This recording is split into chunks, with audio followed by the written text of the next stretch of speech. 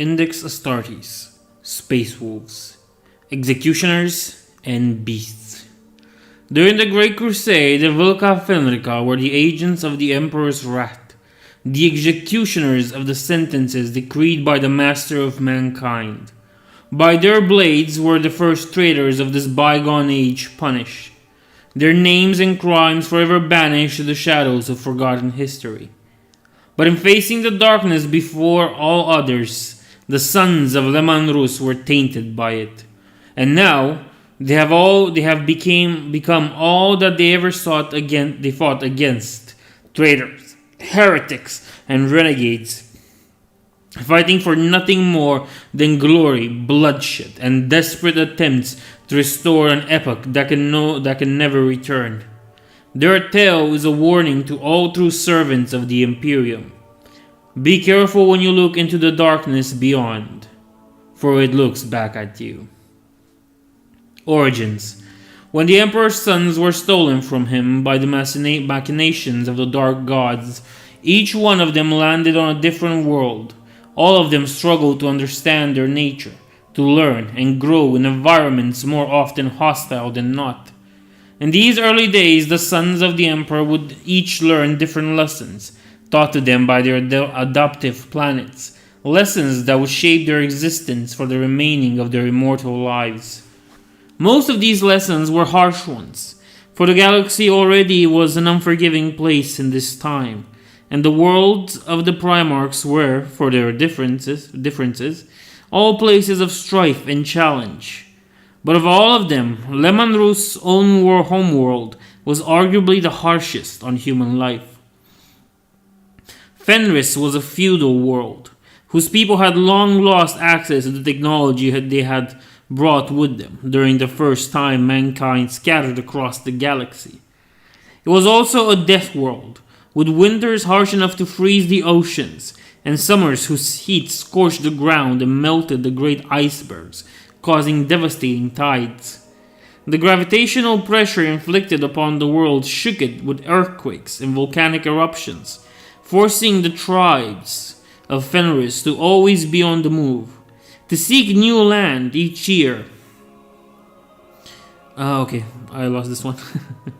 Each year, as the one they had stayed was engulfed by the sea or the very earth.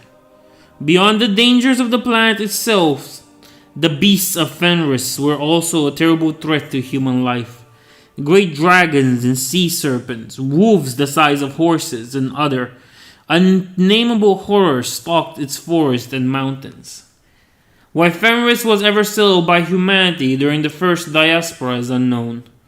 Perhaps the colonists thought they could master the raging elements of the ice world using the wonders of the age of technology. If that was the case, they failed miserably. Much more probable is the hypothesis that Fenris' original inhabitants crashed on the planet and were forced to settle on it, quickly losing their technological level, as was far too frequent in these days. Rumors claim that some of the first settlers, desperate for survival, used barely understood sciences to alter themselves in order to survive the hellish conditions of Fenris. Whether there is a core of truth to these tales, or whether they are simply one more way to slander the fallen legion, is unconfirmed. There are no wolves on Fenris, attributed to Primarch Magnus.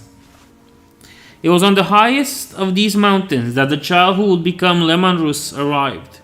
His coming shattered the mountaintop and shook the entire island upon which it had grown. The ground tore open and spat liquid rock, while the beasts screamed and raged as if their territory was being challenged. The locals cursed the dark stars that had brought such a calamity in their already difficult lives. But they were a hardy people, and kept on living despite the trials endlessly imposed on them. The young Primarch was found by a pack of Fenrisian wolves, and raised by them until he had reached adolescence, or as close as a Primarch could. It was then that he first met other humans, in the form of a hunting party who came down on his brothers with spears and blades. The wolf boy fought to defend his packmates, killing more than a dozen men with his bare hands. The survivors, scared of the strange youth's power, retreated and brought word of their encounter to their liege, High King Tengir of the Rus. Curious, the monarch decided to go and see for himself the wolf boy that could make his hunters, men of great skill and courage all, turn back. With the help of his trackers, Tengir found the lair of the Primarch and his wolf brethren. His men pressed for the attack, suggesting that fire be put to the lair while the pack was resting inside, but Tengir denied them. The High King could feel that there was something more at work here, and that angering the being resting in the cave would be a grave mistake. So it was that he simply stood before the entrance in full armor and carrying his weapon, and called for the wolf boy to come and face him. To the surprise of all his retainers, the youth complied, naked, covered in dirt and the blood of his last kill, and already taller than Tengir, despite his features still belonging to an adolescent, whatever. He emerged and looked upon those who had come to his pack's lair. Behind him stood the surviving wolves of his pack, two beasts the size of horses, who yet clearly deferred to him as the alpha of the group. Though the wolf boy didn't speak any language known to man, Tengir managed to convince him to come with the High King. Some instinct must have told the Primarch that the mortal indeed intended him no harm, and that his place was amongst humans, not beasts. Back at the monarch's fortress, the wolf boy was taught the speech of men and the arts of the hunt and battle. He quickly mastered all of them and became a warrior of unprecedented prowess. Less than 3 years after Tengir had found him, the wolf boy had become an adult, and the High King decided to bestow upon him a true name to mark his passage into adulthood. So it was that the Primarch became known as Leman of the Rus. Leman was fiercely loyal to Tengir, and fought on numerous occasions to help him defend his realm from enemy tribes. Soon, the legend of the giant who went to war at Tengir's side spread across all of Fenris, and attempts at invasion stopped. Attempts at assassination, however, increased. Rus feared no poison and no coward's blade, and so powerful was his word that the shamans hired by his rivals refused to even consider casting a curse upon him. But Tengir enjoyed none of these benefits. Upon Rus's 10th year at his side, the monarch died in mysterious circumstances, the true responsible of which was never identified. At this point, there was no doubt as to whom was most fit to success him, and the High King's warriors bowed before Leman Rus. Great was the fury of the Primarch at his adopted father's demise, but he kept it colored, for he knew not where to direct it yet.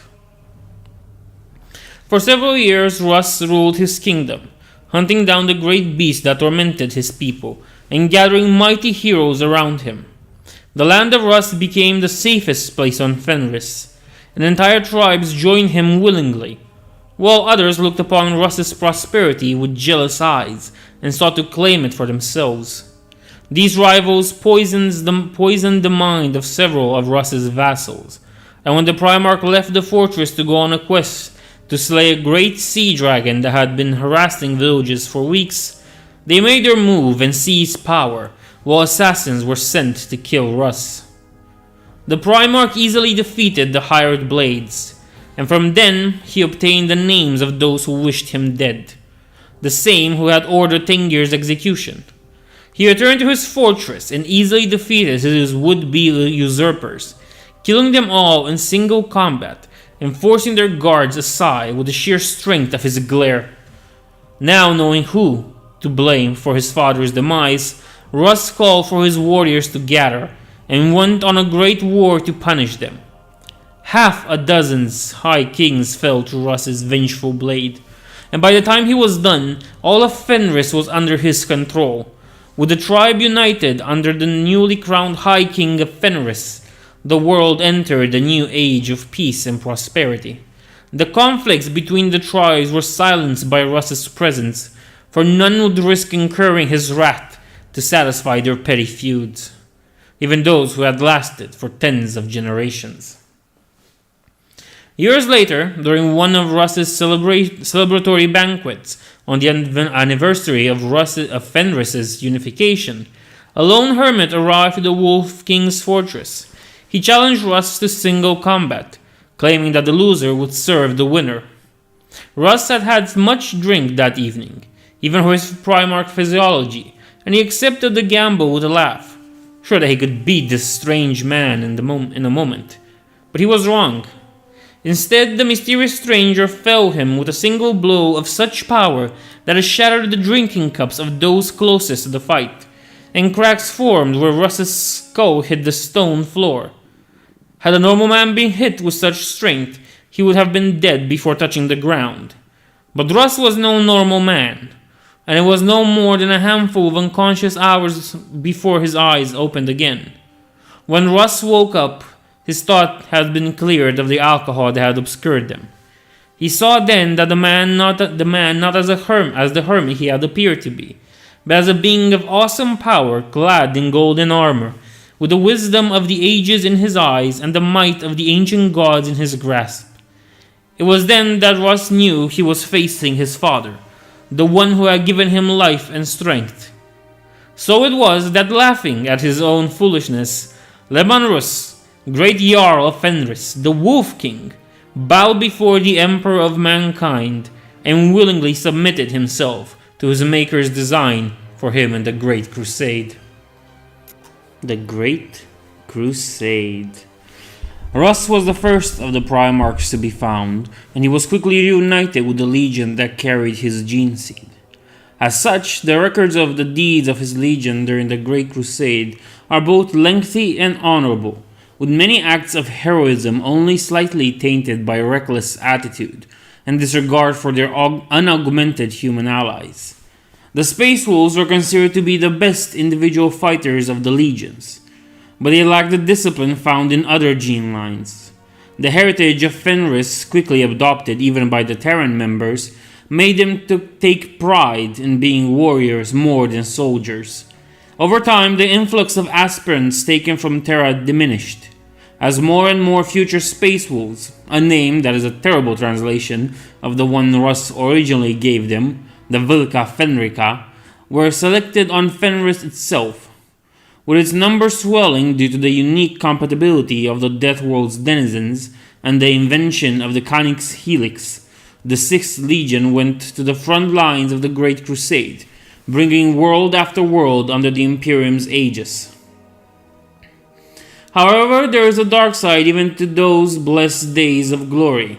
On 2 occasions, the 6th Legion vanishes of all records for a time before reappearing, his strength much diminished. Who the Space Wolves fought on these occasions is unknown, and investigation is forbidden by the highest authority in the Inquisition. What is known is that it is after the second of these forgotten wars that the attitude of Russ changed, mirrored by that of his legion. Whatever secret mission they had accomplished, it had laid a dark cloud upon their souls. The Space Wolves grew more and more brutal and ruthless, crushing all of their opponents without mercy nor concern for their allies.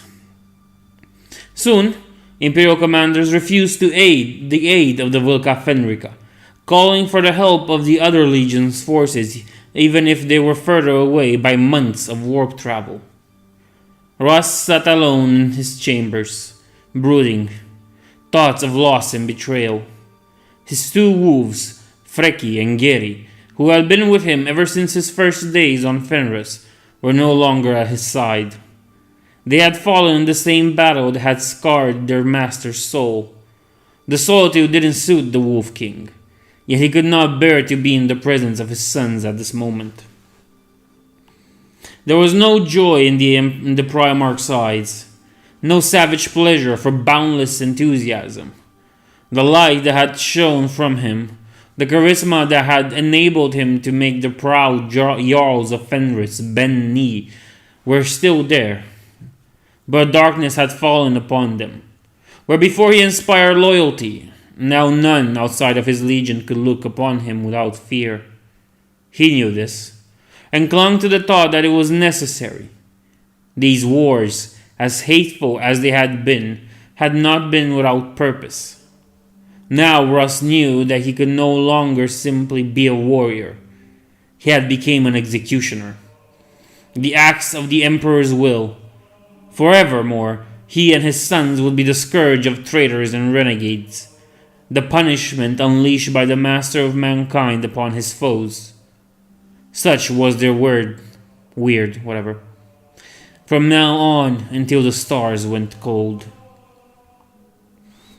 The Space Wolves also grew more distrustful of their own kin, refusing altogether to fight alongside the Thousand Sons on several occasions because of their perceived deviancy. Of all his brothers, Russ only ever got along with Horus, admiring Lupercal's tactical and martial prowess, and the Lion, though their first meeting was tense in the extreme. His relationship with Magnus, however, was one that threatened to bloom into open conflict for decades. Upon their first meeting, the Cyclops and the Wolf King came to blows, and were only separated by Horus after the brawl had reduced a priceless isle of the Imperial Palace to ruins. Even the Emperor called for the Council of Nicaea. When the Emperor called for the Council of Nicaea, Russ was determined to make his case to his father. The Wolf King pressed for the sanction of the 15th Legion, presenting flimsy evidence gathered by his men during what few joint operation had occurred between the two. His rune priests called the Thousand Sun sorcerers and wielders of the Maleficarum, dark magic that tainted their souls with the corruption of the warp.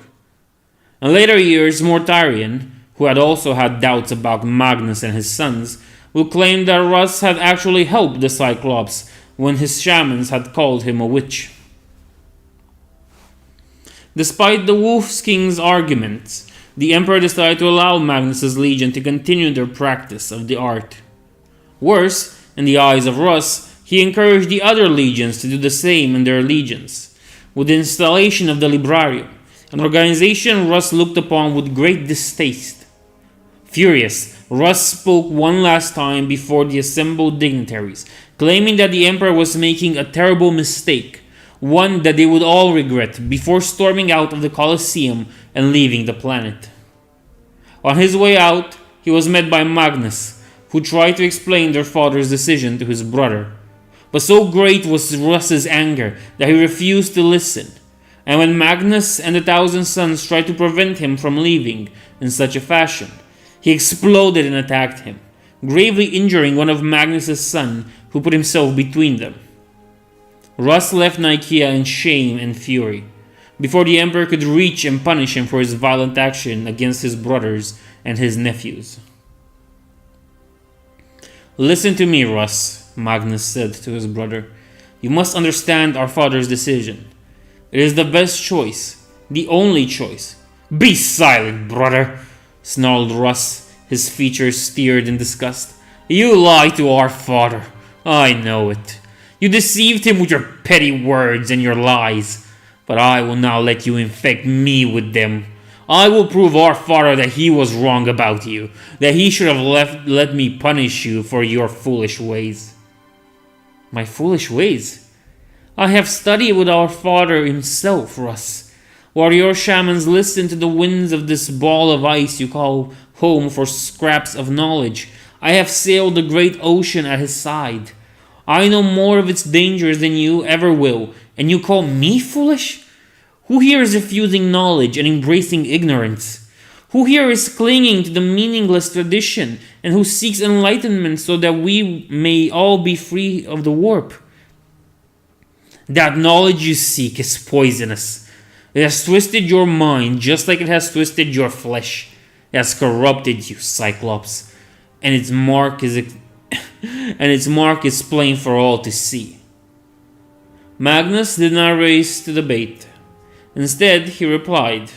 His voice was soft, as he was talking to a child. Somehow, this angered Russ even more. "You call me corrupt, brother? Let my sons dream in peace. Isn't it your men who need to cover their armor in runes, lest they scream their nightmares in the void? Russ roared in anger and drew his blade before his mind could realize just what he was doing. Magnus didn't move, didn't try to dodge or block the incoming blow. He simply stared at his brother, with his one eye, unbelief written clearly on his face. Time seemed to stretch out as the blade descended, and Russ thought that he could see the reflection of the volcanic light on the metal as he came down and pierced the flesh of the Thousand Sun who had jumped between the two Primarchs, tearing through his armor like paper and spraying hot red blood on the Wolf King's face. "Aemon!" Magnus shouted in horror. He knelt at his son's side, all thoughts of talking with Russ forgotten, while the other legionnaires drew their weapons, with one last look at his brother, who even now was deploying his witchcraft to heal his equerry. The Wolf King ran. His men followed, letting Magnus risk his warrior's soul by exposing him to the touch of the warp. The errants. Once the Emperor's judgment had been declared, there could be no going back on it. Even as filled with rage as he was, Russ knew that it would take a momentaneous event to change his father's mind. Yet the Wolf King was persuaded that he was right, and that the taint of sorcery could not be allowed to spread amongst the Legiones Astartes. At the same time, the shame was too strong, and he refused to return to the Great Crusade. He called all of his forces back to him, and headed his fleet toward the regions of space that even the Imperium of this glorious era was reluctant to explore. Before he could begin what would come to be called the Errants, Russ was joined by a group of 5 custodies, sent by Malcador himself on the Emperor's behalf. These mighty warriors were to ensure that the Wolf King would obey the decrees of Nicaea. Russ saw their presence as a slight, an insult on his honor, but he accepted them aboard his fleet.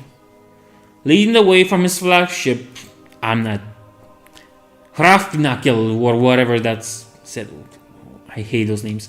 Leman Rus threatened the darkest corners of the galaxy.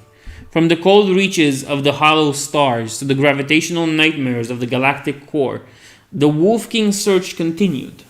What he was looking for precisely is unknown, and it is uncertain that he ever had the clear goal in mind. Contact with Imperial forces during the errands of the 6th Legion was scarce, with only the rarest of communications between the Legion and the explorers it encountered, alongside increasingly infrequent astropathic messages to Terra. God, this is a long one. Demanding that the Emperor reconsider his judgment.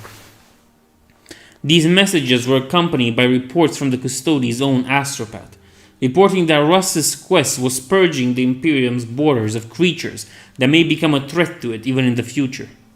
In insight, it is doubtful these reports were really those sent by the Custodes. For all his denunciation of the Thousand Suns' so-called sorcery, Russ's own rune priests were capable psychers, more than capable of intercepting the Custodes' messages and replacing its contents with their own. In the decades that followed the heresy, however, a precise account of these years was found, now sealed deep within the inquisitorial facilities. It's called the Word of the Leman Rus, and was written by Remembrancer Caspar Hauser, whose ultimate fate remains unknown. In it, it is told that the Space Wolves explored the ruins of long-dead alien empires, seeking proof of the danger of psychic powers that would justify their beliefs to the Imperium. During that time, the Vilca Fenrica faced many horrors left behind by those empires. The description of those horrors found in the Weird are terrifying. Entities that existed both in the warp and the materium. Soulless intelligences bound to constructs the sizes of cities, and all manner of gene-crafted beasts were encountered and fought by the Space Wolves. Thousands of warriors perished in battles that would never be written down in the Imperium's annals. Also, the Leman Rus could be vindicated. The folly of the Wolf King. In the years that followed the bitter end of the Roboutian Heresy, the true scope of Russ's obsession was revealed. In their errands, the Space Wolves had awakened many horrors that had slept for countless eons, seething with alien fury at the profanation of their graves. These horrors struck back at all of mankind in their quest for revenge. Worlds recently reclaimed from the Tatars were burned to the ground by ghost ships. Infiltrators tore apart the Imperial Order on many more planets.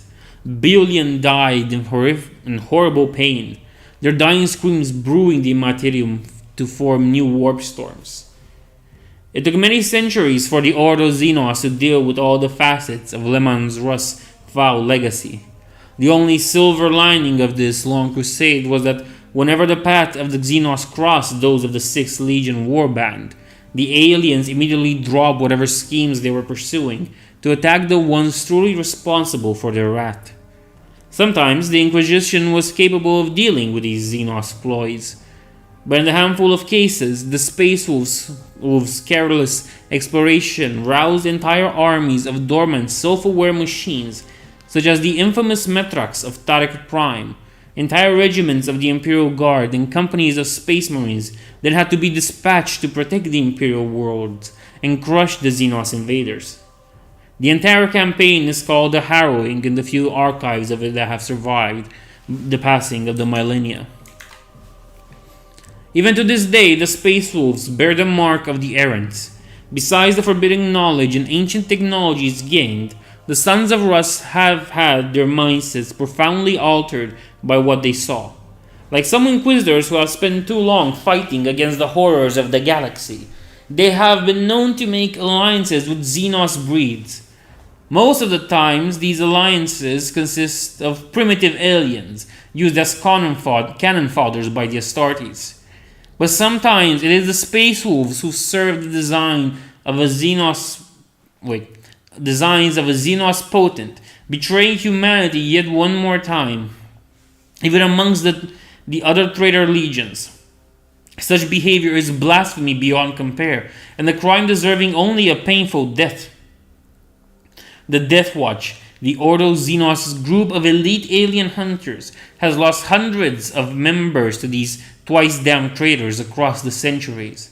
Rolls of honor list their name and oaths to bring their murderers to justice are spoken daily.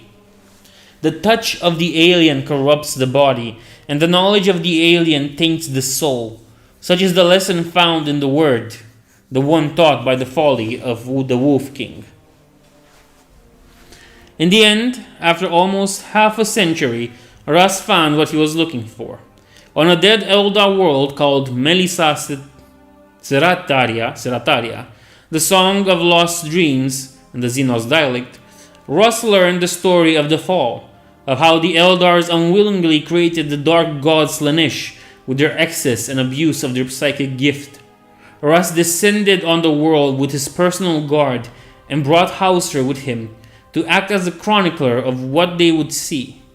The group was also accompanied by the Custodes, who had vowed not to let the Wolf King go anywhere without them accompanying him, and perished on the world for their attempts to stop the Wolf King. According to Hauser's tale, this was a world of wraiths, where the shades of the dead forever relived the last days of their lives. And I saw the shades of the undeserved, trapped into this world by the whims of the demons that had claimed their souls. They were fair of form, yet alien of visage, and unspeakable agony shone from their eyes as they moved amongst the ghostly echoes of a city that must have been beautiful in the times before the fall. They ignored us.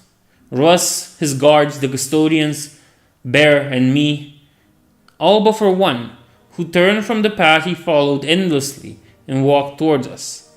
When it spoke, its voice was a whisper in the winds, almost impossible to hear in the faint shrieking of the damned that we had heard ever since reaching the planet's atmosphere. I did not understand its words, though I later learned that it was the shade of one of those Eldar seers, recognizing Russ's spiritual strength and wishing to pass on a warning. The Golden Warriors tried to stop the Wolf King, calling upon his oaths to the Golden Throne, warning him of the dangers of listening to the Xenos spirits. I believe that for a moment, Russ hesitated. Perhaps I am wrong. Perhaps it was only the regret of what he knew he had to do that made him pause. But I think that I felt the weight of destiny upon us all at that moment. The terrible knowledge that the fates rest in balance on a knife's edge. Then, he made his decision. It didn't take long before the blood of the Emperor's custodians covered the ground of the Eldar's tomb world. There was no shock in the eyes of the Vulca Fenrica, only cold fatality. I do not think they saw what they had done as treachery. They saw it as a sad but necessary duty, a sacrifice that had to be made on the road to salvation. Extract from the Word of the Leman Russ by Caspar Hauser. Russ believed that Magnus's attempts to elevate mankind to a psychic race would cause the species to suffer the same fate as the Eldars. He returned to the whatever his ship's name was, and brooded long on what action take to avoid damnation he foresaw. For several weeks, the fleet of the 6th Legion remained in orbit around Melia Cetaria, its techno-adepts repairing the many damages it had taken during the errands, and its warriors healing their wounds. Then, Russ reappeared before his men, declaring that their course of action had been chosen, though what he demanded of them was harsh, and many will call them traitors for it.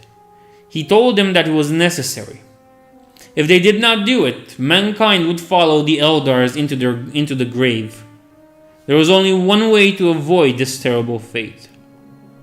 Prospero had to burn. The raising of Prospero. According to the Word, Russ intended the raising of Prospero as both a warning to the Thousand Sons and a message to the Emperor himself. The book claims that Russ sent an astropathic message to Terra on the tides of the carnage, telling him of what he had found and of the reason behind his criminal acts. The message, however, never reached Terra. Whether it was never sent at all or intercepted by the Dark Gods, no one but the Emperor can know for certain. Though precise chronology of the events of these times is all but impossible, it is believed that the Space Wolves' attack on the Thousand Sons' homeworld happened roughly at the same time as the Ishvan massacre, when Guliman butchered his own loyal sons alongside his cohorts. These twin treacheries were the source of the warp's turmoil during the heresy that made galactic travel so unreliable. Though Guliman had perhaps not planned for Russ's actions, since the traitors are recorded to have suffered substantial losses to the Sea of Souls madness as well. The fall of Prospero was described in great detail by the survivors. After the heresy, an entire aisle of the imperial palace was covered in scriptures, frescoes, and sculptures of that bitter day.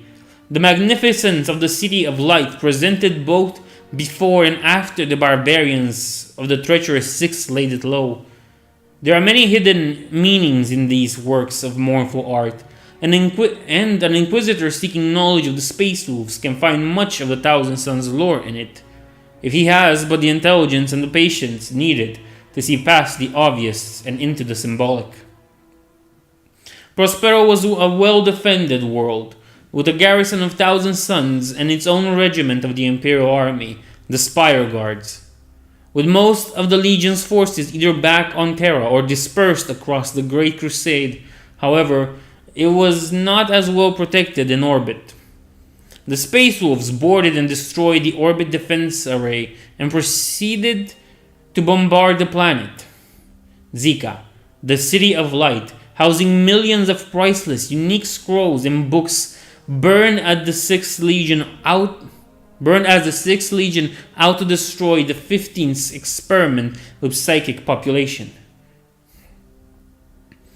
Pyramids that had stood for thousands of years were reduced to rubble, along with stellar observatories that had failed to foresee the fate and universities where the mysteries of the universe had been studied by thousands of aspirants of the thousand suns. Thus was not only the past, but also the future of Magnus's sun taken from them by the fury of the Space Wolves. After the bombardment was over, Russ and his men descended on the planet to make sure that no survivors remained. To his surprise, he found out that not only there were survivors, but there were... what was that? Anyway. But that they were ready to fight back against the murderers of their families. They unleashed the psychic predators of their homeworld against the invaders, and used all of their powers to inflict maximum casualties on the traitor 6th Legion. Led by a captain named Iskandar Canyon, the few thousand sons who had survived led the remnants of Zika's population into the desert between cities and managed to escape the madness of the wolves by opening a warp portal to these few ships who had been close enough to Prospero to hear his distress call. Russ did not order his fleet to pursue the vessels, because there were more. Their mission was accomplished, and the survivors were no threat to the future of mankind. Let them carry word of what the Space Wolves had done, so that all would know the deviancy would not be tolerated in the Imperium of Man, not as long as the rout was keeping watch. The Heresy. After burning Prospero, Russ returned to Fenris, taking everything of value before running to the Ultima Segmento. There, Russ used some of the forbidden technology he had gained during the errands to guide his fleet further into the void, deep within the hollow stars, and to one of the fortresses he had built in that time. There he remained for years, waiting for the Emperor's reaction to what he had done. But soon his astropaths and wolf priests heard the warp sing another deed, one far greater and more terrible, the Ishvan atrocity. When it came news of the Roboutian Heresy, but they were thwarted by the warp.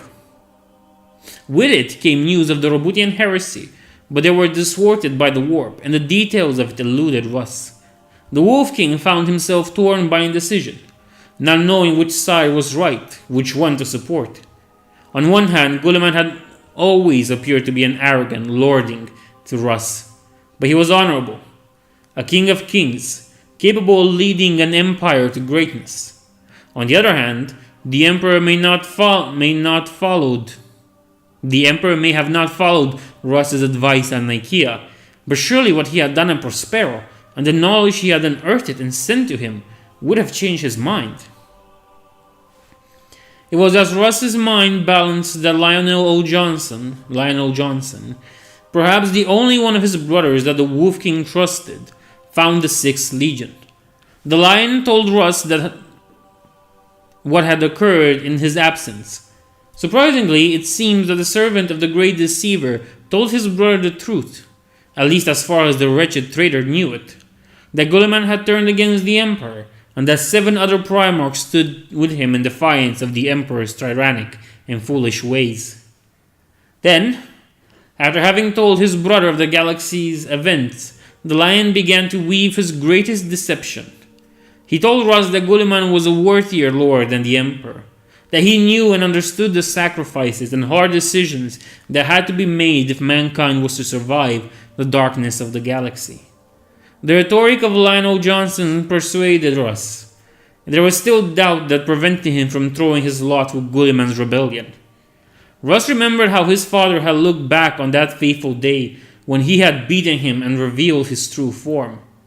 Even after 200 years and countless attempts at suppressing the image, Russ still sometimes woke covered in cold sweats at the memory of the power bound within the Emperor's mortal frame. How, he asked, could anyone defeat the master of mankind? The Lion told Russ that this was precisely why the rebellion needed the Wolf King at their side. There was a way, a power that could rival even that of him on Earth. But to obtain it, the Primarch of the Dark Angels needed the help of his brother. For the power he sought laid in a place between hell and reality, and was guarded by immortal servants of a long-dead Xenos species. Russ was used to fighting such creatures, and his help was needed if the Lion's expedition was to be successful. Russ trusted his brother, and he accepted to help him, but the full strength of the 1st and 16th Legion wasn't needed for that quest. While the rest of the rebellion would need all the Astartes he could get, so he called his legions commanders, and proclaimed the Vulca Fenrica would be divided into 13 great companies. His personal guard would accompany him on the Lion's quest, while the others would scatter across the galaxy and do all they could to help Guilliman's rebellion. As he made that proclamation, a vision seemed to come over him, filling him with dread and exultation in equal measure. And he promised his sons that no matter what happened, he would be with them as the final battle, when the ultimate fate of mankind would be decided. A moment he called the Wolf Time. And so it was that the Primarch of the 1st and 6th Legion went to war together. This is also how the word ends, for Caspar didn't write anything more after relating the Wolf King's proclamation to his men. What is known is that Russ and Lion went into the Maelstrom, and only the Lion returned. Very few of the wolves that had accompanied their father returned, and none of them with the Dark Angels. Instead, they emerged in distinct parts of the galaxy, having escaped the Maelstrom through the use of an ancient Xenos artifact, claimed by the Legion during the errands, and those effects were barely understood by its Iron Priests. On and on they came, in an unrelenting, numberless tide. The host of metallic dead had begun to move when Russ and the Lion had entered the temple, skeleton-like, with eldritch lights burning in their eye sockets. The silent soldiers carried weapons the like of which he had never seen before. Fire from their strange guns could pierce even the armor of the Wolf Guard, and the claws of the creatures that skulked in the shadows could cut through an Astartes' reinforced bones. Bjorn and his brothers held the line with the support of the Dark Angels, while in the room behind them their fathers fought the King of the Dead Empire. Bjorn had seen the creature, briefly, and he had made his blood run cold. Unbidden images of death and extinction had appeared in his mind as he looked at the undying Emperor, a creature as tall as a Primarch, carrying a scythe that sung the death of stars. He had been sitting on his throne before the great device that the Lion had claimed they had to destroy in order to reach their prize. Of course, like every Space Wolf had known it would be, the creature had risen the moment they had crossed the threshold. Now the Primarchs had to send its spirit back to the Underearth, while their sons held the Silent Legion at bay. This wasn't made any easier by the fell power that surrounded the entire planet. The field cut Rune Priests off of the root of the world, just like it disabled the sorceries of the 1st Legion. But this wasn't the first time the Rout had waged war without strength of Mother Fenris to aid them. They had encountered similar defenses during the errands, though never on the scale of a whole planet, and the might of their fangs and claws had been enough to see them through each time. This will be no different. Bjorn beheaded one of the restless dead with his chainsword, before emptying his bolter into a row of its advancing comrades. They fell, but the group that emerged from behind them, crushing their writhing carcasses as they advanced, appeared to be immune to the deluge of fire the legionnaires were directing at them. At once, Bjorn realized that these wights were different from those they had been fighting since the beginning of the battle, where those who had come before had been foot soldiers and scavengers. These were the Palatine Guards, elite warriors, roused to defend their king. They bore blades and shields that shimmered with the same light shining in their eyes, and their black bodies were covered in golden plates that had demarcated them from the other undead. Bjorn could see in how they moved that some pieces of individuality remained in them, and knew that these would truly be formidable foes. Yet it was the one of these lich guards, escorted that gave him pause. It was a dark figure, wielding a spear the same color as the one of the overlord the Primarchs were facing. A noble of the Wit's Emperor's court. Shouting a challenge, Bjorn hurled himself at the dead lord, raising his weapon high to strike. But before his blade could find its mark, his foe intercepted him and severed his right arm at the shoulder. Biting down the terrible pain, Bjorn threw himself at the Xenos, and while his brothers engaged its bodyguards, he began to tear at its skull with his remaining hand, seeking to rip it free. It resisted, but Bjorn was nothing if not stubborn, and he finally tore off the head of the undead lord, lifting it high for all to see, bellowing to the obsidian ceiling, the pain in his arm still burning despite the gifts of his enhanced physiology. Somehow, Bjorn knew that the pain would be with him until the day he died. News of the Primarch's disappearance spread slowly, but surely amongst the Space Wolves. Some were driven to despair by the news, but most of them vowed to find him. Clinging to his last words before dividing the Legion, many believed that he would be at Terra for the final battle of the Roboutian Heresy. These formed war bands and joined with Guilliman's advance toward the throne room, seeking to hasten the moment when the rebel and loyalist leaders finally faced each other. They burned entire worlds and slaughtered armies with a brutality and a haste that made them suffer casualties that could have been avoided. Guilliman let them do as they pleased.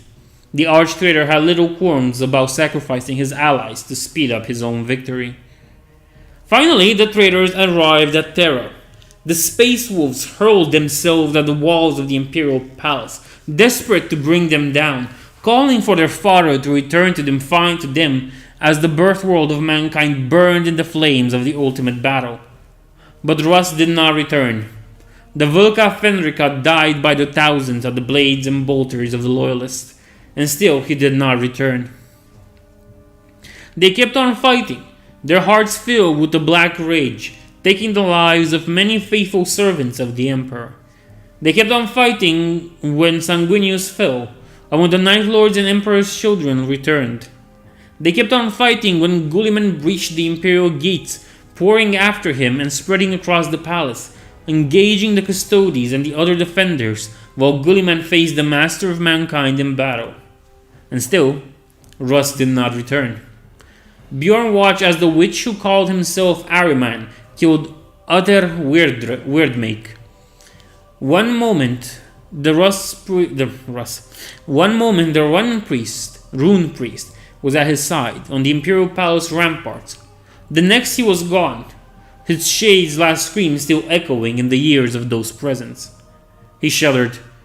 This was no way for a warrior to die, and still the Thousand Suns pretended not to use Maleficarium. He launched himself at the 15th Legion's first captain, his claws poised to claim his life. The sorcerer turned towards him and directed his fell powers upon Bjorn. But the mysterious blessing he had earned when slaying the undead lord protected him, and he smiled when he smelled Ahriman's stupor. This kill would be sweet indeed. The claw was blocked before it could reach its target. A warrior clad in purple and gold stood between Bjorn and his foe. His face was a mess of scars, and his eyes burned in mortal fate and hatred. Bjorn knew this warrior, but it was impossible that he be there. The Space Wolf had seen him die at the claws of one of the Wolfen when he had led the attack on the Death Guard's position. How could he still be fighting? What manner of vile sorcery was keeping him into the realm of the livings? For the first time in many, many years, Bjorn felt fear. He knew he was no match for the scarred warrior. With a howl, he disengaged and called for his men to retreat with him. Behind them, Lucius of the Emperor's Children watched them flee, before starting to move again, heeding some call impossible to hear for others. The post-heresy. When Gulliman fell, the Space Wolves were the last to run. They were ready to fight until their death, but when the last of their allies retreated, they finally understood that there was no way for them to win the battle, end the war. Almost none of those elements of the 6th Legion who were present during the siege managed to escape, though those who did would become some of the most infamous enemies of the Imperium during the scourging that would follow. Bjorn the Fellhand. Few individuals among the traitor legions are as ancient and as widely known as Bjorn the Fellhand. In the days of the Roboutian Heresy, Bjorn was one of the Space Wolves closest to the Primarch, despite his then lack of rank. It is said that on Prospero, the two of them fought back to back against the psychic predators that the Defenders, in their desperation, unleashed on the world's killers. Bjorn was amongst the retinue Russ brought with him on the Lion's quest. He lost his right arm in battle then, and received the prosthesis arm in the form of a power claw. He fought with it on Terra, leading hundreds of his brothers against the Thousand Sons, defenders of the Imperial Palace. His right arm was then observed to possess some strange, warp-repelling properties that helped shielded him against the Sons of Magnus's powers. After the failure of the heresy, Bjorn became obsessed with finding his lost father. Over the millennia, he and those who follow him have scoured dozens of worlds in search of clues about Russ's whereabouts. Agents of the Inquisition have reported seeing him consorting with vile aliens in return for knowledge about the mysterious species involved in Russ's disappearance. Like his Primarch before him, Bjorn does not hesitate to disturb things best left alone, and the consequences of his actions are often far more destructive than his actions proper. Several centuries after the heresy, Bjorn was finally found by a group of Thousand Sons who had hunted him for a time. Though he did manage to slay them all, the Fellhand was so terribly wounded that his men interred him into a dreadnought. His new metallic body possesses the same warp-repelling ability that his claw once did, making him a terrible threat to any psyker facing him. Since Bjorn does not spend long in the Eye of Terror and the other warp anomalies where most traitor legionnaires have taken refuge, he suffers the normal flow of time. Whereas his life not sustained by his mechanical body, alien technologies, and shaman's magics, he would have died of old age long ago. After the heresy, several great companies returned to Fenris, intent on holding it against the Imperium until the Primarch's return. They built a great fortress, the Fang, and kept recruiting new warriors from the savage tribes. They spread traitor propaganda in the guise of legends and sagas, and the cult of chaos grew in its influence amidst the savage people of Fenris. For more than a century, the Space Wolves held their homeworld against all attempts to dislodge them. Then, at last, retribution came. Magnus the Red himself led the Imperial forces, composed of almost all of his legion and vast contingents of Sons of Horus, under the leadership of the Mournival Lord Abaddon himself. The Loyalists laid siege to the Fang, while starships dueled in orbit. The battle lasted for several months, for unlike the rest of the traitor legions, the Space Wolves who had chosen to remain on Fenris were ready to fight for it unto death. It was only when Magnus broke the gates of the Fang and the Thousand Sons began to bring the fortress down that the ranks of the 6th Legion began to falter. Hundreds of legionnaires died in the following hours as Magnus and Abaddon fought back to back against the beasts that the Space Wolves unleashed upon them. Against them, you get it. Then, when the Loyalists' victory seemed all but certain, the warp tore open and a new fleet of 6th Legion ships entered the system. These were the ships of Bjorn the Fellhand, a legendary commander of the Space Wolves who had dedicated his life to finding his lost Primarch. Why he came to the aid of his brothers is unknown. Perhaps there was still some shred of brotherhood and nobility left in him. While his fleet engaged the sons of Horus and the Thousand Sons vessels, Bjorn and his troops teleported directly into the heart of the Fang. The warlord faced the Primarch in single battle, while his men fought to protect his rune priests as they opened the portal back to his ship. The surviving defenders at Bjorn's command evacuated through it, taking with them many relics and prized slaves of the Legion. After more than an hour of dueling against Magnus, a feat that is still not understood by the Inquisition, even after 10,000 years of research, the Fell-Handed finally broke free and retreated as well. That day, the Thousand Sons vowed to find Bjorn and bring him to justice, no matter the cost. Once Bjorn had returned to his flagship, he ordered his fleet to open fire at the Fang out of pure spite, hoping to bring it down on the heads of the Loyalists. Magnus cast a powerful spell that saved him and his allies, but the warp energies unleashed by both Loyalists and traitors, combined with the strength of the bombardment, proved too much for the planet to bear. The delicate tectonic balance of Fenris was too badly upset, and the planet collapsed on itself. The death cry of the world and its millions of inhabitants created a warp storm, preventing the forces of the 15th and 16th Legion from pursuing Bjorn's fleet. Afterward, the Space Wolves split up once more, though it is believed that many warriors chose to remain with Bjorn, whether out of some sense of gratitude for saving their lives, because they believed it was his destiny to find Leman Russ once more, or because they blamed him for Fenris's destruction and awaited the opportunity to kill him. The destruction of Fenris marked the end of the 6th Legion as a united force. Every great company went its own way, raiding the Imperium and dividing even further. Hundreds of war bands bear the gene seed of Leman Russ, and every single one of them is a thorn in the side of the Emperor. It is believed amongst the Inquisitors that know of the Traitor Legion's most secret lore that only Bjorn Fellhand could have kept the Legion united, but he abandoned that duty when he began his mad quest to find his Primarch. Where this is a blessing in disguise, for the might of a united rout is truly something to fear, or a terrible threat whose amplitude has yet to be revealed, is a matter of hot debate amongst these restrained circles. Now, amongst the 9 legions, the Space Wolf Legion is something of an outcast. While all 3 other legions are locked in a perpetual state of conflict against each other, the Wolves are even more reluctant to form alliances with their comrades in damnation. Most of them hate the Dark Angels, blaming them for the loss of their Primarch.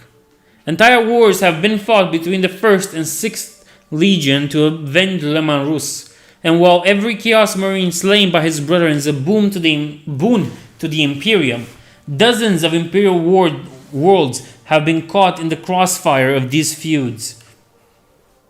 The other Traitor Legions see the Space Wolves as fools who are deceived by the Emperor and the Lion alike, and still cling to the hope that their dead father will return.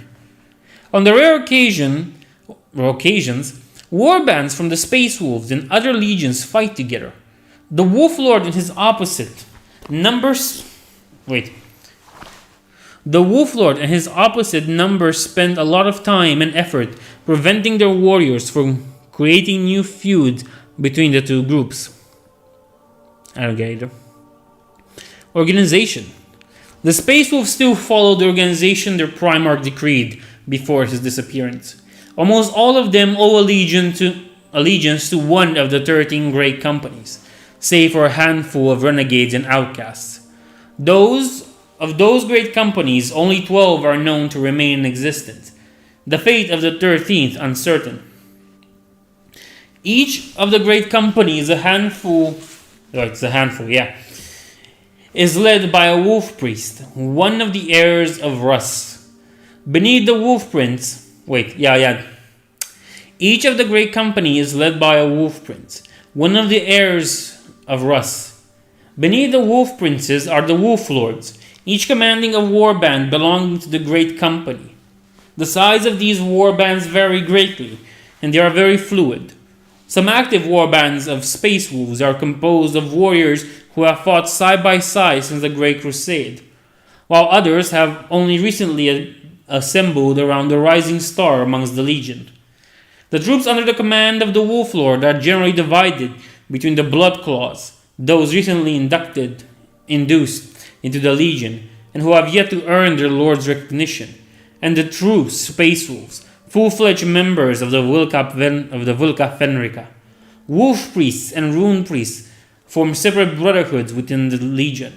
The Wolf Priests work together to ensure that there is always at least one of them within any assigned warband, while the Rune Priests brood over the bitter truths revealed to them when Fenris died and plot revenge against the Thousand Sons.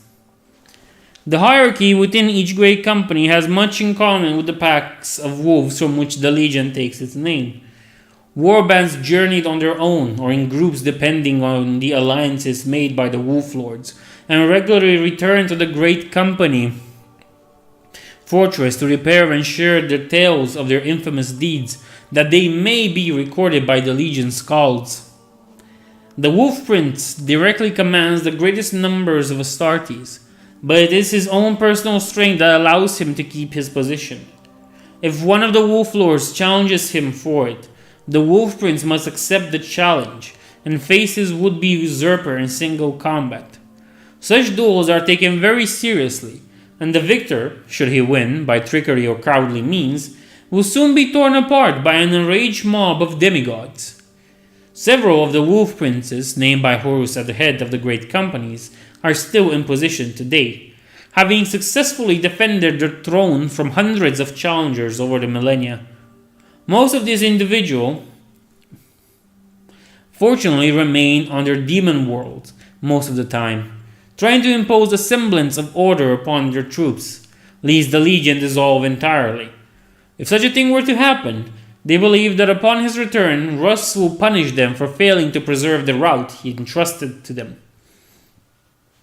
The 13th Great Company. When Russ divided his legion, one of the groups thus created chose to follow a path none of their brethren dared to walk. Led by Yorin Bloodhow, the Rune Priests sought to master the curse inside them through the power of the warp. It was their conviction that only once the Vulca Fenrica had won the war within could they win the war without. To that end, even before the heresy ended, they journeyed into the Eye of Terror.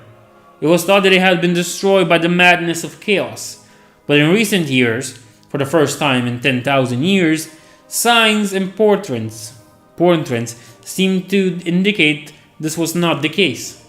Many Imperial seers are plagued by visions of great black wolves riding out of hell, ahead of an infinite legion of the lost and the damned. Interrogation of the imprisoned traitors has since revealed that the sons of Rus of the Eye have, like so many others, somehow survived their exile. Their quest, however, appears to have spectacularly failed. The Space Wolves of the 30th Company have turned into monsters of vague likeness to the creatures of which they bear the name. Now beholden only to the whims of chaos, they hunt across the Eye of Terror, chasing those judged unworthy by the ruinous powers. Some of the most powerful warlords sometimes have them fighting alongside them, but such alliances never last, and the wolves of chaos quickly leave the warband once the particular quarry they had been hunting is brought down. For now, they have kept their depredations to the eye, but inquisitors of the Ordo Malleus fear what the day they leave it may portend. As the eye grows ever more agitated, and the dark millennium's end grows near, the wolf time may be closer than any of us would believe. Homeworld. Fenris is long gone, and the Space Wolves have adapted to the loss of their legion's birth world. Their legion is fleet-based, with only a handful of fortresses in the Eye of Terror and other similar Emperor-forsaken realms. While these demon worlds under the control of the 6th Legion are rare, the sons of Rus defend them with a ferocity rarely seen amidst the treacherous scum of the of their blasphemous ilk. Information about these hellish domains is scarce, but it is known to the Inquisition that most of the Space Wolf warlords turned their demonic kingdoms into twisted reflection of their dead homeworld, creating eternal storms and earthquakes amidst which a heavily mutated population of human slaves somehow manages to survive. When the Space Wolves conquer a world, they usually try to drag it into the Sea of Souls, so that they can use it to create another infernal paradise for their kind. Their rune priests engrave symbols of heretic power the size of cities on the surface of the world, using thousands of slaves to do so, before sacrificing them to fuel the spell that will shatter the barriers between the warp and reality. Since these operations are extremely vulnerable to attack and require the utmost precision to avoid breaking the planet apart altogether, the Space Wolves only perform this ritual once the world is firmly in their grasp. The First War for Armageddon. During the 5th century of the 41st millennium, the industrial world of Armageddon came under attack by a combined force of Imperial Fists and Space Wolves. While the commander of the 7th Legion remains unidentified to this day, it is even doubtful there was even one in the first place. The Space Wolves elements were under the command of Logan Grimnar. While his allies tore the planet apart in an orgy of bloodshed, his rune priests channeled the warp energy produced by the carnage to rip apart the veil between realities. By turning the entire cities into sacrifices to Khorne, they were capable to summon the demon prince Rogel Dorn from the Eye of Terror.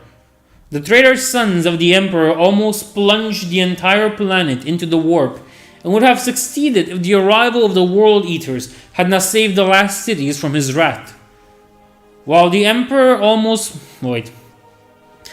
12th Legion held the lines against the horde of demons and Imperial Fist sword brethren, 4 full brotherhoods of Grey Knights struck at the demon Primarch himself.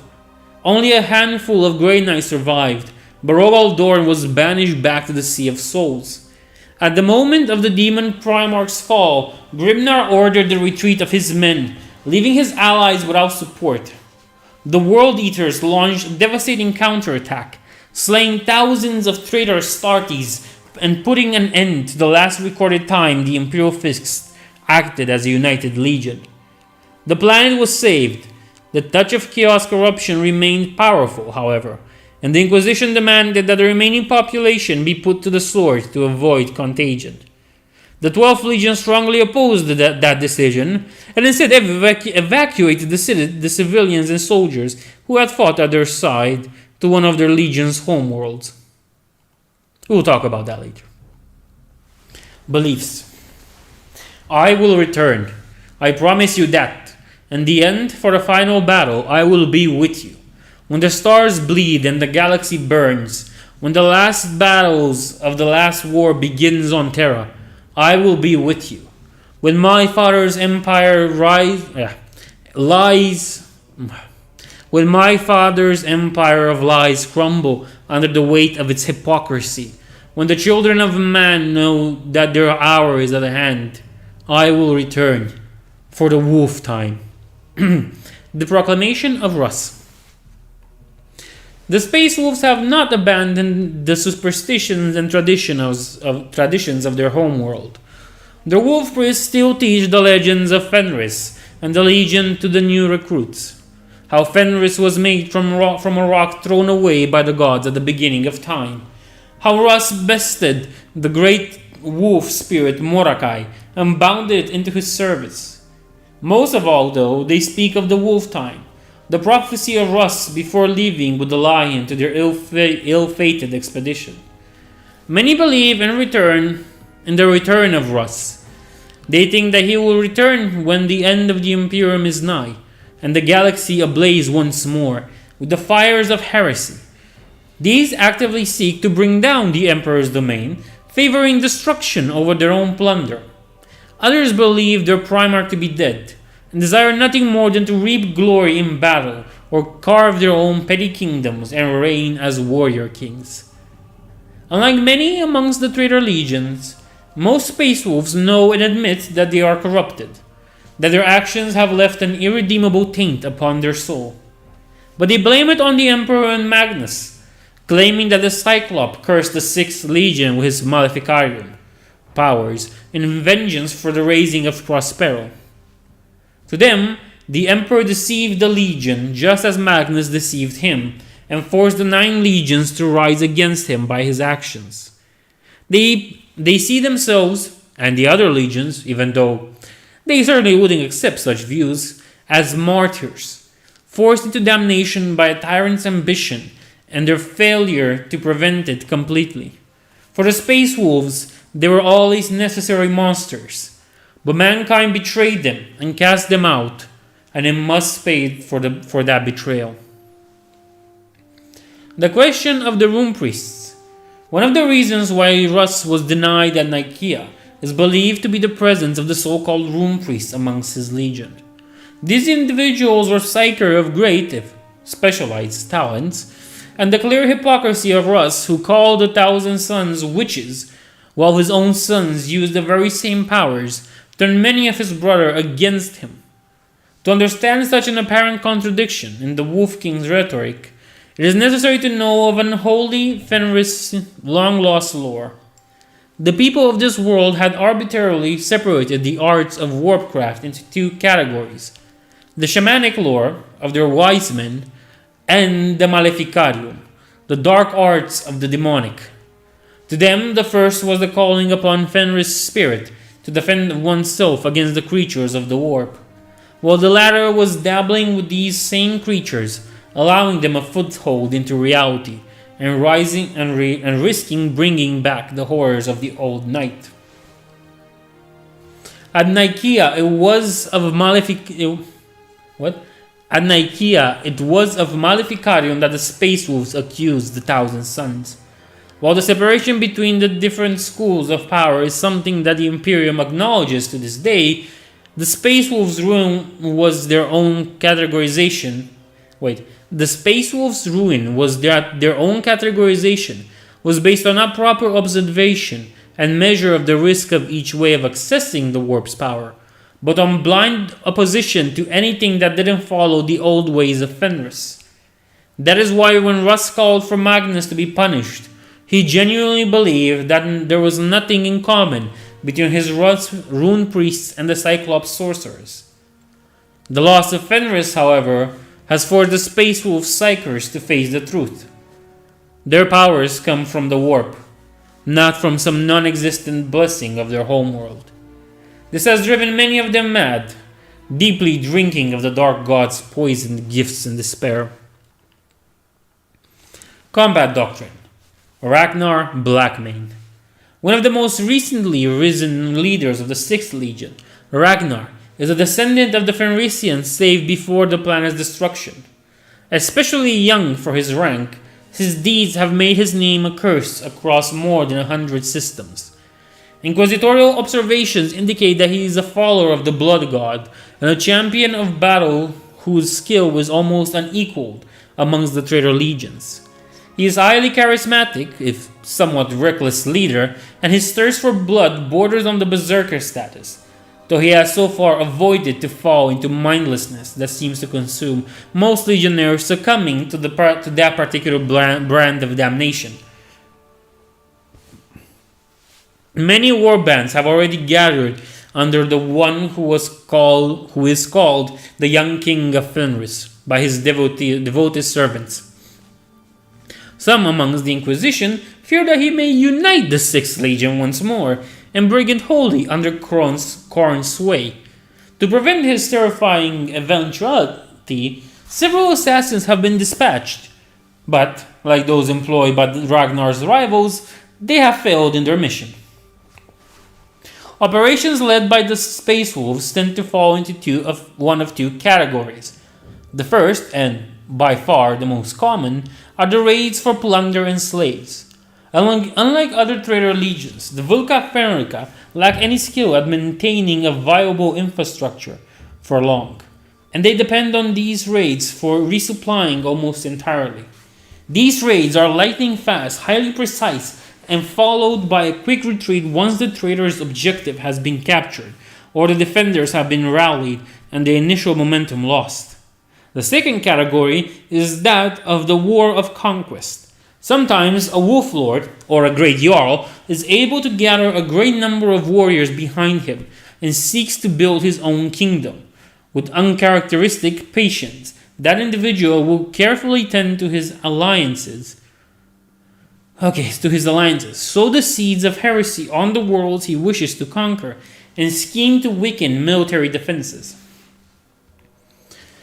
Such preparations can last for years or even decades. The first war for Armageddon is said to have taken Logar Grimnar a century to plan. When the machinations of the war leader reach fruition, his warband and his allies will strike with all the powers at their disposal, seeking to crush all opposition with overwhelming force. The Wolfen are set loose, the old, half-mad dreadnoughts are unleashed, and the ruined priests call forth the wraiths of their netherworld to do their bidding. Some warbands even have access to the stolen Xenos architect, taken as prize during the errands. The effects of these devices is never the same, and using them is a huge gamble. But skilled iron priests have used them in the past to drown entire worlds in blood, while less skilled ones have destroyed themselves and entire chaos fleets, trying to master the forces far beyond their control. On the battlefield, the Space Wolves meet their enemy head-on, leading the way for the rest of their troops. Their champions seek out their opposing number amongst their foes, or bearing that, the worthiest opponent to slay. At their side run their great wolves, beasts bred from the stock taken from Fenris during the heresy, and less natural creatures bound to the form of the beast by rune priests' incantations. The sons of Rus show no mercy on the field, pursuing running foes until they or their prey collapse, all the while howling in hatred and hunger. For all their savagery, though, the Space Wolves can display surprising cunning. If the Wolf Lord can keep his troops under his control, even the most decorated Imperial tactician will be hard-pressed to match him. Okay. Recruitment and gene seed. Ever since the founding of the Sixth Legion, its sons have been plagued by a curse that has claimed the lives of thousands of aspirants and grown warriors alike. There is an instability in Lemanrus's gene seed, a mutation that, in insight, or hindsight in this case, was found out to be the mark of the corruption within. The instability caused great difficulties in recruitment before Rus was found, and for a time it was even considered to scrap the Sixth Legion entirely. But once the Wolf King was found, a way to bypass, if not solve the problem, was found. The potency of Lemanrus's gene seed was such that a human body couldn't endure the changes it wrought upon the flesh, not all at once. So the Calyx Helix was designed as a first step on the road of transformation to a space marine. This implant, first implanted into the flesh of a neophyte, transformed their body far more quickly than normal, and the consequences could be deadly even during the Great Crusade, before so much of the Emperor's genecraft was lost to the ages. Now, away from the Emperor's light and deep into the corruptive touch of the ruinous powers, the Space Wolves are more than ever wary of the curse of the Wolfen. Mutation is endemic amongst the sons of Rus, slowly twisting each of them into reflection of their inner beast. Even those who resist the full transformation into Wolfen see their body mutate as they age, and only the strongest willed can endure their ever-increasing bestial instincts. The Wolfen. Those of the Volca Fenrica who succumb to the beast inside them, or are consumed by the blood of Rus during their initiation, become terrible monsters known as the Wolfen. These are huge, wolf-like creatures, but without even the reason given to such animals. The Wolfen are consumed by their own hunger and bloodlust, and only ever allow other sons of Rus to be near them, without instantly attacking, and even then, occurrences of one turning on his brothers are hardly unknown. Despite the risk they present, the Space Wolves refuse to kill them, and instead keep them in chains aboard their ships or let them roam freely on their demonic worlds. On the battlefield, they let them loose, allowing their fallen brethren to hunt, slay, and feed. The Space Wolves take aspirants from the tribes of feral humans living on their demon worlds. These tribes live in a state of constant warfare against each other, and let the legions of apothecaries, known to these degenerates as the choosers of the slain, take those young and strong enough. Others are taken from the Imperial world, often on the whim of a member of the raiding warband. In both cases, once compatibility has been confirmed, the aspirants are implanted with the Conyx Helix. If the warband has access to a Legion planet, they are let loose in the wilderness, and those who made it back receive the next step of their genetic enhancements. When this is impossible, the potential blood claws are drugged and brought to the depths of the ship, where they must endure a similar trial. Despite the loss incurred in the process by the Conyx Helix, the numbers of the 6th Legion are estimated to have remained stable since the heresy. The gene seed of Leman Russ can take root in more human genotypes than of many other Primarchs, even the untainted Loyalist ones. Perhaps because it rewrites so much of those it is implemented in. The Wolf Brothers. This is a warband of Space Wolves that has, for 10 millennia, been hunted by the Inquisition. Both the Ordo Xenos and the Ordo Hereticus have worked together to destroy it, a feat that spoke aplenty of the warband's threat and failed. While there are fewer incidents attributed to them than to many other groups of the Sons of Rus, the nature of these incidents are terrifying implications.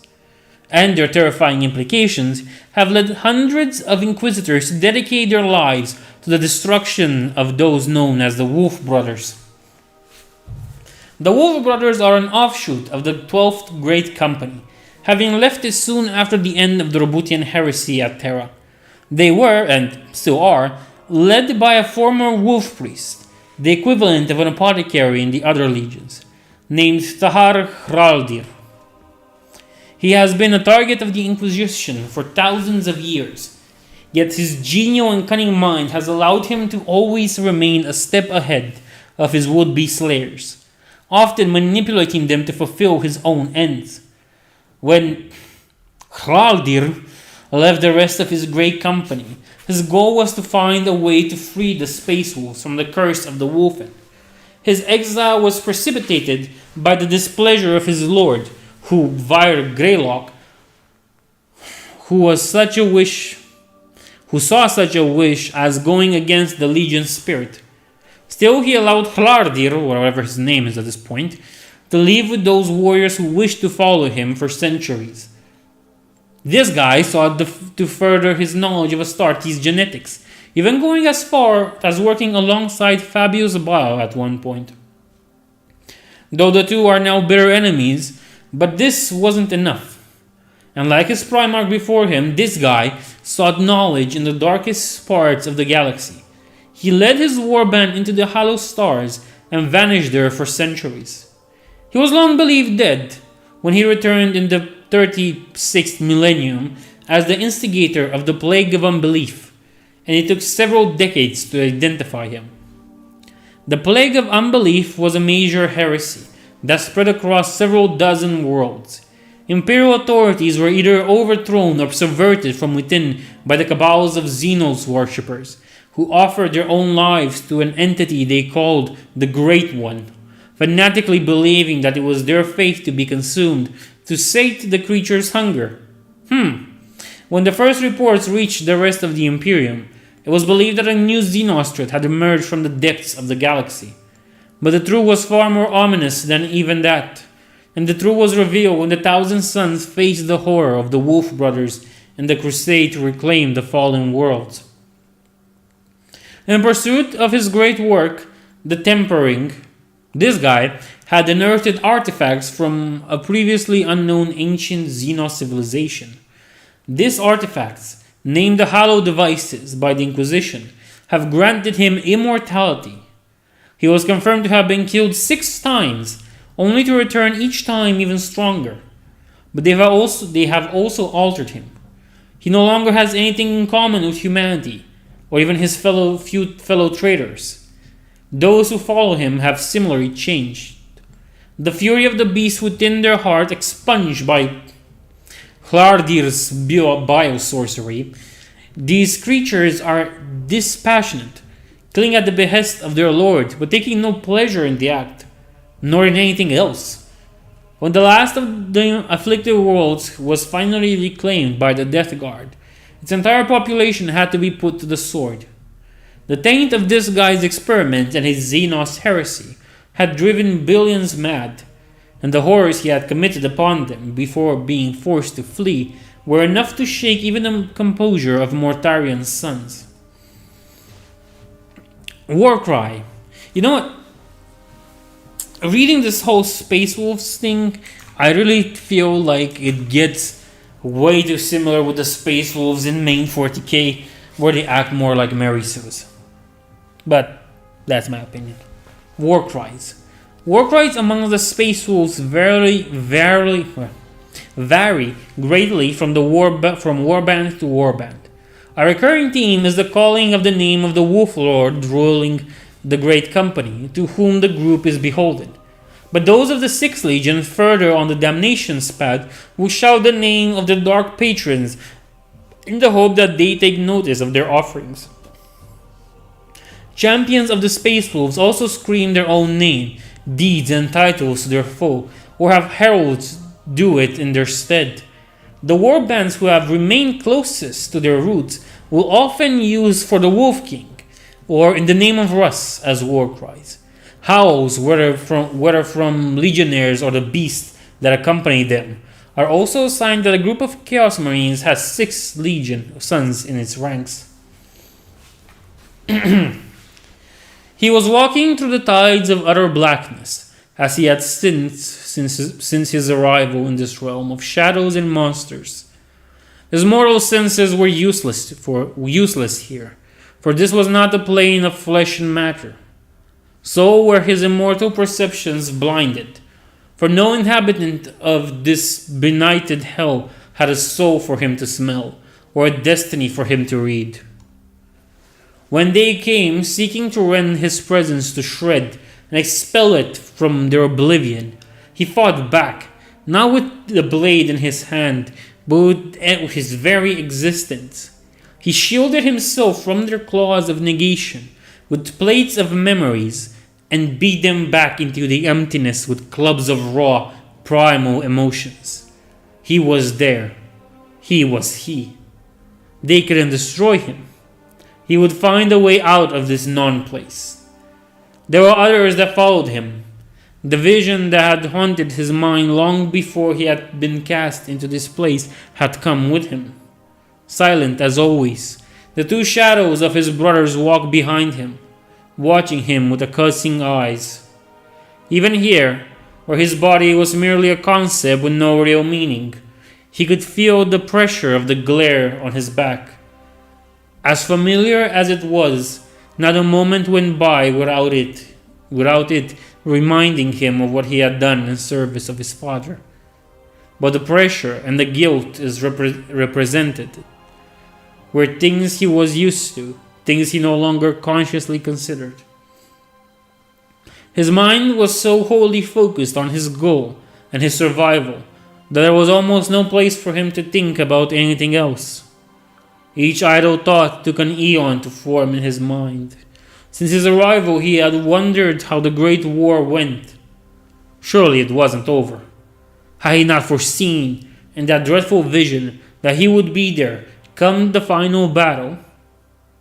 Besides, the lights that guided his return still shone. Most of his timeless march was spent in the black, but there were periods when the blackness was pierced by flares of brightness. He knew, without knowing why or how, that these lights would guide him home, and that each one of them was a surge in the sea of souls, reflecting some cataclysmic event in the material realm. It was a sign that the war was still going on. Who else but Guilliman had the will and power to make the galaxy burn? Soon, the fires would reach beyond anything they had ever achieved before. Then, he would be back and fulfill his oath to his sons. The wolf time would come.